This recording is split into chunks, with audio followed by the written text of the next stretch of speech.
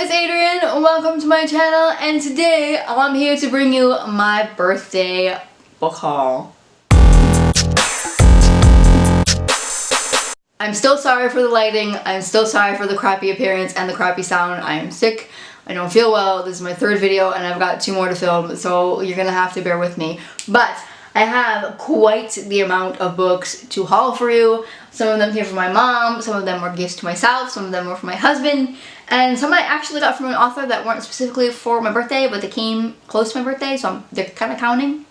You know, we do what we do. The 2 books that I got from the author that came around the time of my birthday were Leaping Wolf and Lion Cub, both by J.P. Harker. This is the second and the third book to the Caledon saga. The author sent me the first book, Wildcat, in exchange for an honest review. I have since read the book and done an honest review, and it is one of my favorite books of the year. I loved it so much that I wanted to get the second book and the third book, and the author was so kind to send them to me again for a review, and I am so excited. I'm actually reading Leaping Wolf this month, hopefully. So thank you again to the author for these books. They came in at just the right moment because it was a few days before my birthday. The next books came all close to my birthday. They were mentioned in my reading vlog, so some of you who have been watching my reading vlogs for the 30-day reading challenge have seen all these books but one. But for those of you who have missed them, let's talk about them. During my birthday week, I went to a couple of thrift stores looking for my reading chair, and while I was at one, they had some English books, and they actually had some that looked interesting to me. So I got the first 2 books in a series by Daniel and Dinah Nayeri, I think that's how you say their name, and that is Another Faust and Another Pan. The third book I do not have, but that one's called Another Jackal, Another Hyde. This is like a book about teenagers from some kind of school, and I'm assuming that they are retellings of these characters. I am reading this one, I hope, during the month of October.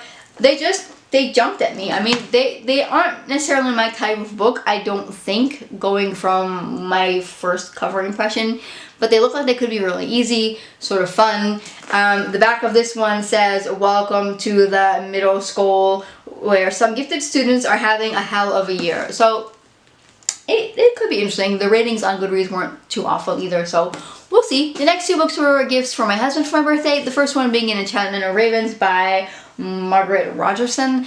This one I've heard that has to do with being able to paint and fairies and something. I don't remember exactly, but I keep saying this. I'm planning on doing recommendations about fairy books, but I've got so many books I have to read now. I think in the last half year I've collected like almost 10 books about fairies, so I've got my work cut out for me this winter.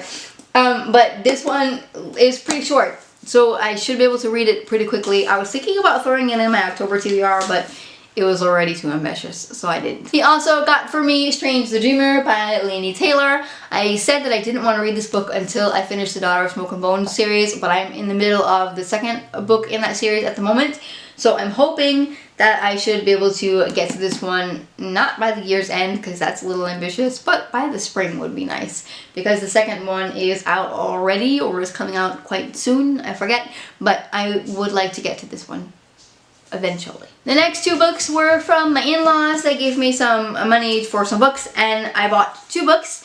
Both of them I'm very excited about. The first one is Liturgy of the Ordinary by Tris Harrison Warren. This one is a insightful / spiritual Christian book about finding the excitement in your everyday life as far as spiritually goes. I heard about this one from Katie from Life Between Words like 2 years ago probably, so it's been on my want to read list, and I saw that it was available on audiobook and I started listening to it, but I liked it so much that I actually wanted to annotate it. I only listened to maybe the first 10 pages, but there was so much that I was getting out of it as far as to my own personal life that I wanted to take the time and annotate this one. I will do it with the audio and reading along, I think, because I did enjoy the audiobook. So this one's on my October TBR as well, by the way. And with that money, I also purchased Unbroken, 13 Stories of Disabled Teens. This is stories featuring disabled teens written by disabled authors. This was also on my most anticipated releases of the fall video that I did a couple weeks ago. I would love to read this one by the end of October and do a spoiler-free speed review for it, especially because I myself am a disabled person, and I do have some other disabled viewers on who watch my channel, who are subscribers of mine, because I do some videos about being legally blind. So I'm hoping to get to this one and do a review so that those people might be interested in this book and could appreciate it as much as I can. I have high expectations for this book, which could be dangerous. I'm hoping that it lives up to my expectations, but you will find out in October somewhere. The next set of books were gifts from my mom and dad, so thank you, Mom and Dad, for the birthday gifts. The first one was Lifelike by J. Kristoff.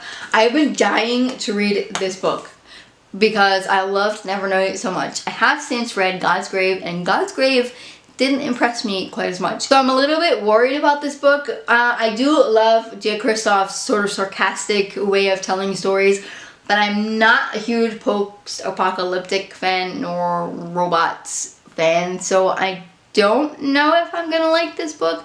I know a lot of people did, so I am sort of still excited to read about it, but I am weary. Let's just say I am weary. So hopefully I can get to this one like in November. That's my plan, but we'll see how things go. Well, you never know with me. And then I got Tower of Dawn by Sarah J. Maas, which excites me because I said that I wouldn't get Tower of Dawn until I completed Queen of Shadows, and I have since completed Queen of Shadows.